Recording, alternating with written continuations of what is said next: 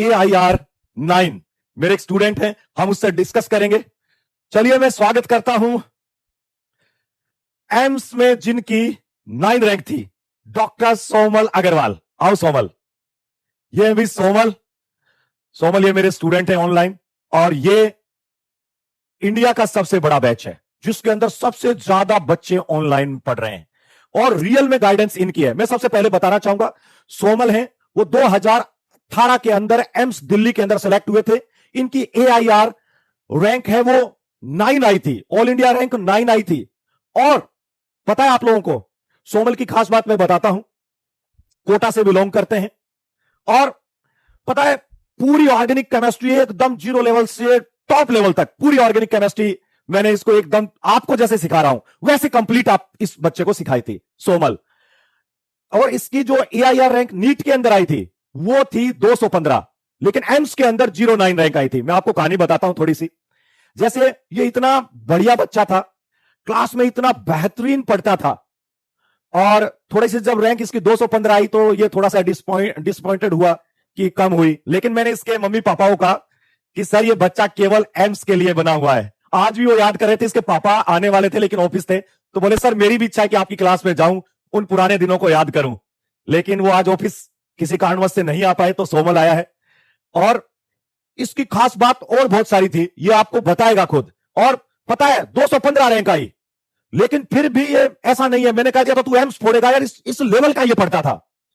इसके केमिस्ट्री में 176 आए, 175 आए, लेकिन कहता था सर मुझे 180 मारने हैं। ऑर्गेनिक केमिस्ट्री का जब पेपर पूरा लेते थे तो 180 में से 180। पता है जब एम्स देने गया उससे जस्ट पहले एक ऑर्गेनिक केमिस्ट्री का पेपर हुआ जिसके अंदर 180 में से 180 मार के गया।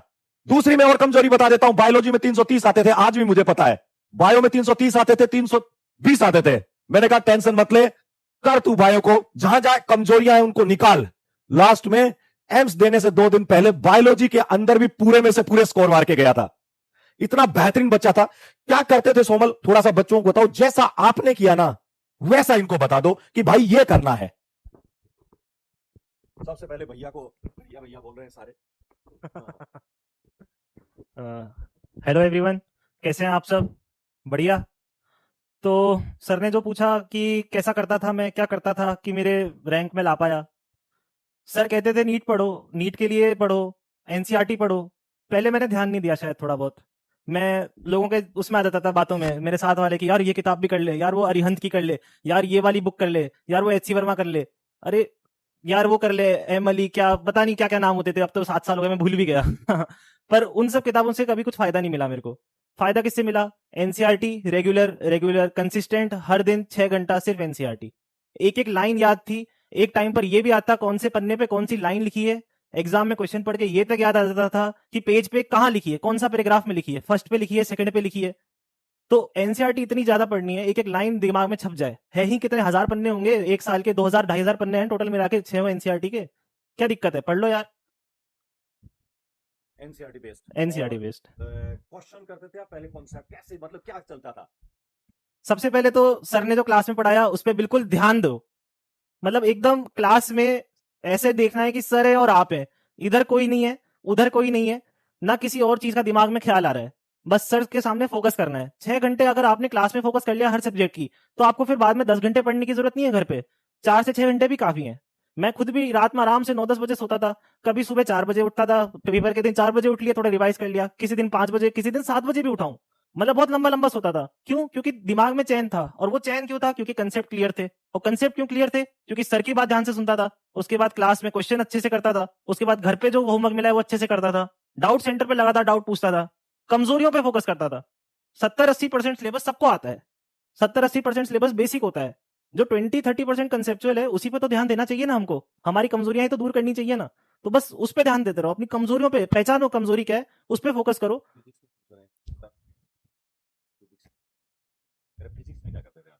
फिजिक्स में सबसे पहले तो NCERT पढ़ो। उसमें जैसे कंसेप्ट दे रखा है हीट कंडक्शन पे, कि कंडक्शन कैसे होता है, क्या होता है, कन्वेक्शन, रेडिएशन, समझ में आना चाहिए कि तीनों के बीच में फर्क क्या है। उसके बाद फॉर्मूले पे जाओ, और फिर फॉर्मूला लगाना आना चाहिए क्वेश्चन के अंदर। सबसे पहले क्वेश्चन देखते ही समझ में आना चाहिए कि कौन सा फॉर्मूला लगेगा। जब तक ये बिल्डअप नहीं करोगे फिजिक्स नहीं होने वाली, क्योंकि फॉर्मूला तो लगा के सब सॉल्व कर ही लेंगे, मैथ्स तो सबको आती है इतनी। तो बाकी जो आपको सर पढ़ा ही रहे हैं उनको बोलो नोट्स भी फॉलो करो। बाकी फिजिक्स में तो यार प्रैक्टिस है, आप जितने क्वेश्चन लगाओगे ना, आप पेपर ढूंढो, आपको मिल जाएंगे ऑनलाइन कहीं ना कहीं, आप सर से मांग लो पेपर्स, आप जो टेस्ट देते हो उस पर ध्यान दो, एनसीईआरटी के जो क्वेश्चंस दे रखे हैं, जो एक से एक्स्ट्रा क्वेश्चंस होते हैं उन पर ध्यान दो, कंसेप्ट बिल्डअप करो यार। ऐसे तो 1000 क्वेश्चन करने से कुछ नहीं होता, मतलब 1000 तक करने, कंसेप्ट बिल्डअप करते हुए सिर्फ कर लिए, सर ने दे दिया, आंसर पढ़ लिए, रट लिए, उससे कुछ नहीं होने वाला।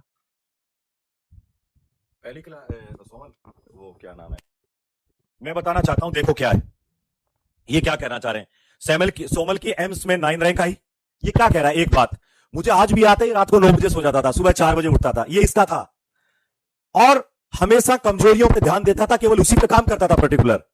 मुझे सब एक एक आज भी इसके डाउट्स पूछे हुए, वो डाउट्स आज भी मुझे याद है कि साहब इसका जो मैं वो देखता हूं पूरा व्हाट्सएप की, क्या पूछता था क्या नहीं पूछता था, किसमें कितना स्कोर किया है। एक स्पेशल रैंकर टेस्ट होता था, उसमें इसने इनऑर्गेनिक में भी 180 मारे थे इसने, मुझे आज भी याद है। लास्ट टेस्ट में ऑर्गेनिक में भी 180 मार दिए थे, बायोलॉजी में भी मार दिए थे, फिजिक्स इसकी ऑलरेडी बहुत अच्छी थी, और ये जो सर पढ़ाते थे उनके नोट्स को फॉलो करता था। लेकिन हाँ, साथ के साथ एनसीईआरटी के जो कॉन्सेप्ट है, क्योंकि आजकल स्टेटमेंट वाइज क्वेश्चन आ रहे, उनको ये करता था। ऐसा ही आपको करना है, कॉन्सेप्ट बिल्ड पे ध्यान दो, आप भी बनोगे। और सोमल इनको बताओ कि मैं वापस मिलने आऊंगा, और अपनी पहली क्लास में मैंने क्या कॉन्सेप्ट पढ़ाया था, पहली क्लास में। सर अभी भी याद है, पहली क्लास में जब बैठे थे तो सबसे पहले आतिश सर ने ये कह दिया था कि ऐसे एक वी बनाऊंगा और वी के आगे एक लाइन बनाऊंगा, कि टेट्राहेड्रल था और एक कुछ स्क्वायर प्लेनर था, कि हाँ बस ये ध्यान रख लो, इसी पे पूरी तुम्हारी नोमेनक्लेचर निकल जाएगी, आइसोमर निकल जाएंगे, इलेक्ट्रोफाइल न्यूट्रोफाइल का समझ में आ जाएगा, रिएक्शन में कहाँ पे रिएक्शन होनी है, कहाँ पे मॉलिक्यूलर वेट की वजह से रिएक्शन नहीं होनी है, वो भी समझ में आ जाएगा। बस ऐसे कंसेप्ट ध्यान देते थे। एक वो इलेक्ट्रोफाइल न्यूट्रोफाइल 12th क्लास में तो पूरी केमिस्ट्री इस पे चलती, जहां तक मुझे अभी ध्यान आ रहा है तो बस वही करता रहता था, इलेक्ट्रोफाइल है, न्यूट्रोफाइल है, समझो, वेट समझो, बस यही सब छोटे छोटे कंसेप्ट होते हैं जिनसे बड़े बड़े क्वेश्चन भी आराम से सॉल्व हो जाते हैं। इनको वापस वो पूछो कि कब मिलने आओगे इनसे, कहना ऐसे ही पढ़ना है, कॉन्सेप्ट पढ़ने, एनसीईआरटी बेस्ड, नीट सेंट्रिक। एक बार नीट का पेपर दो, उसके बाद जरूर मिलने आऊंगा फिर से, और फिर बात करेंगे कि क्या मेरी एडवाइस काम आई कि नहीं आई 3 चीजें बताइए।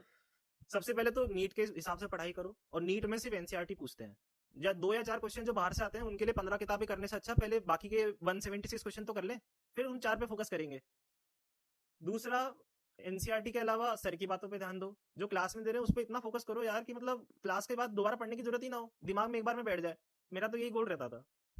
तीसरा, रही बात फिजिक्स केमिस्ट्री बायो इंडिविजुअल का संभालने की, तो यार सबका अपना अपना थोड़ा थोड़ा अलग होता है, फिजिक्स में क्वेश्चन प्रैक्टिस ज्यादा चाहिए, केमिस्ट्री में थोड़ा सा रटना भी पड़ता है, थोड़ा सा क्वेश्चन प्रैक्टिस ज्यादा चाहिए, और बायो इज ऑल अबाउट रटना। अभी एमबीबीएस में आओगे तो देखना भैया, 19 सब्जेक्ट है, पता लग जाएगा। फर्स्ट ईयर में ना 11-12 से ज्यादा मिला के सिलेबस होता है, फर्स्ट ईयर में, और उसके बाद 4 साल हो रहे हैं। कैसे करोगे अगर ऐसे घबराओगे तो? घबराओ मत, बढ़िया से करो, मेहनत करो, इधर उधर फोकस मत खो कि भाई हम वो कर लें, ये कर लें, बाइक चला लें, बाहर दोस्तों से घूम ले। 2 साल की बात है, एमबीबीएस में 5.5 साल बहुत मजे करोगे, मैंने भी किया। चलो सोमल, बहुत बहुत धन्यवाद। कुछ करो, कुछ रहो, ठीक है ना। मैं चलो, समझ में आया क्या बोला है सोमल ने, कह रहे मैं वापस मिलूंगा, 3-4 चीजें ध्यान रख लीजिए, नीट सेंट्रिक पढ़िए, छोटी छोटी चीजों को सीखिए, फोकस रहिए, इधर उधर ध्यान मत दीजिए, वो क्या कर रहा है, ये क्या कर रहा है, हाय अंजलि, ये सब छोड़ दीजिए, फोकस होके कॉन्सेप्ट डेवलप कर दीजिए, लेकिन कम पढ़ लीजिए लेकिन अच्छा पढ़ लीजिए, ये कह रहा है। 9th रैंक आई है भाई, और सामने बैठता था।